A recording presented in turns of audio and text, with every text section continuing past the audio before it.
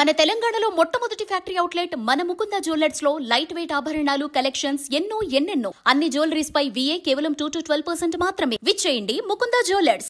ఆయన ఇదే ఊరికి కావలి వెంకటేష్ అంటే ఆయన్ను బిడ్డను లవ్ చేసి అది చేసిండు. ఆయనకు సపోర్ట్ చేస్తుందని చెప్పి మా రాజశేఖర్ అంటే ఆయన ఇప్పుడు చనిపోయిన ఆయన సపోర్ట్ చేస్తుందని చెప్పి పోయిన నెల 9 తారీఖు కేసు పెట్టే చేసే శాతం కేసులో. ఇక ఆడ నుంచి వాళ్ళ పోలీసు వాళ్ళకు మొత్తం కావలి వెంకటేష్ ఏమైతే చేసిండో వాళ్ళు మొత్తం కావలి వెంకటేష్ సైడే మాట్లాడి అది చేసిండు. మాకేం సపోర్ట్ చేయలేదు, ఏం చేయలేదు. సరే అని చెప్పి ఆ పిల్ల అక్కడ ఉంది, ఆ పిల్ల మేజర్ కాదు మైనర్ అని చెప్పి అది చేసి మాట్లాడి అక్కడి నుంచి అక్కడనే అది చేసుకొని తీసుకొని పోయారు. మేము అది చేసుకొని సపోర్ట్ చేయకుండా మా అంతలో మేము వచ్చినాము, వాళ్ళతో వాళ్ళు వెళ్ళిపోయారు. సరే అని చెప్పి ఊరుకున్నాక సరే అని చెప్పి ఆ పిల్లను వాళ్ళు తీసుకొని పోయారు. అది చేసుకొని మా అంతలో మేము అది చేసుకొని ఉన్నాం. ఇక అంతా అయిపోయినాక సరే అని చెప్పి అయినాక మళ్ళీ కరెక్ట్ పోయిన నెల 9 తారీఖు నుంచి మళ్ళీ నెల 9 తారీఖు 8 తారీఖు ఇక మళ్ళీ సేమ్ అదే రిపీట్ అయ్యి ఆ పిల్ల మళ్ళీ ఫోన్ చేసి మా తమ్ముడు చిన్న తమ్ముడు మా అంతకు మా ఉన్నాడు, మళ్ళీ ఆ పిల్ల ఫోన్ చేసి నువ్వు వస్తావా లేదా, లేకపోతే నేను చచ్చిపోతా అని చెప్పి అని అది చేసి పోయేటప్పుడు ఈయన అదే మా తమ్ముడు కొంచెం సపోర్ట్ చేసిన అని చెప్పి ఏదో సీసీ ఫుటేజ్ ఏదో నువ్వు చూసి అది చేసి ఇంతకుముందు కూడా నువ్వు సపోర్ట్ చేసావు కాబట్టి అని చెప్పి రాజశేఖర్ని తీసుకుపోయి కావలి వెంకటేష్ బుధవారం రోజు నైట్ 11 గంటల రాత్రి అది చేసుకొని కార్లో సిఐ సాబ్ పిలుస్తుండు రా అంటని చెప్పి నేను కానిస్టేబుల్ అని చెప్పి డోర్ కొట్టి ఆ కార్లు ఎక్కించుకొని పోయిండు. ఆ ఊరికి ఏ ఊరికి సంబంధించిన ఆయన శ్రీకాంత్ అంటే ఆయన ఈయన ఇల్లు అని చెప్పి ఇల్లు దగ్గరుండి మరీ చూపించి ఆ కార్లు ఉన్న వాళ్ళు ఎవరెవరో 5 మంది అది చేసుకొని 5-6 మంది ఉన్నారంట. ఆయన కార్ దిగినెంబడే మా రాజశేఖర్ని కార్లు ఎక్కించుకొని పోయారంట.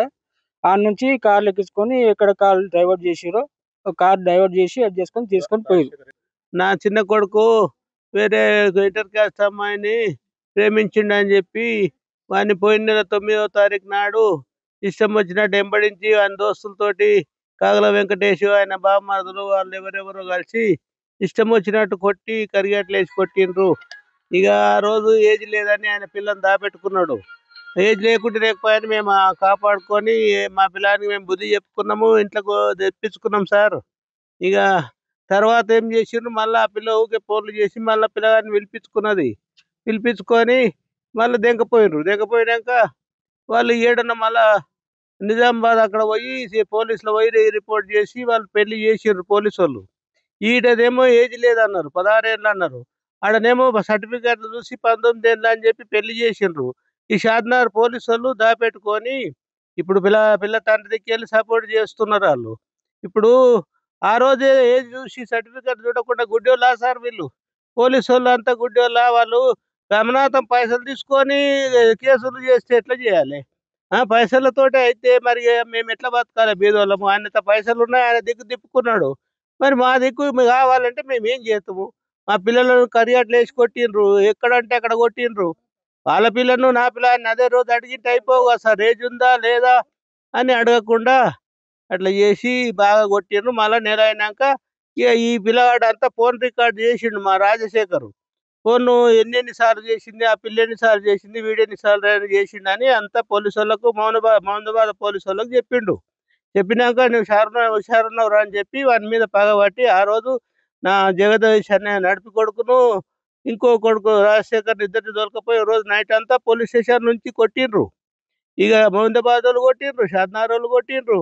మరి అసలు ఏమైంది సార్? ఆ పిల్ల ఇష్టం వచ్చింది, సరే మాకు అవసరం లేదని చెప్పి ఇద్దరం మాట్లాడుకొని నా పిల్ల దగ్గర రావద్దని నన్ను కొట్టనుండే, లేకుంటే నలుగురితో నా నోట్లు చెప్పనుండే.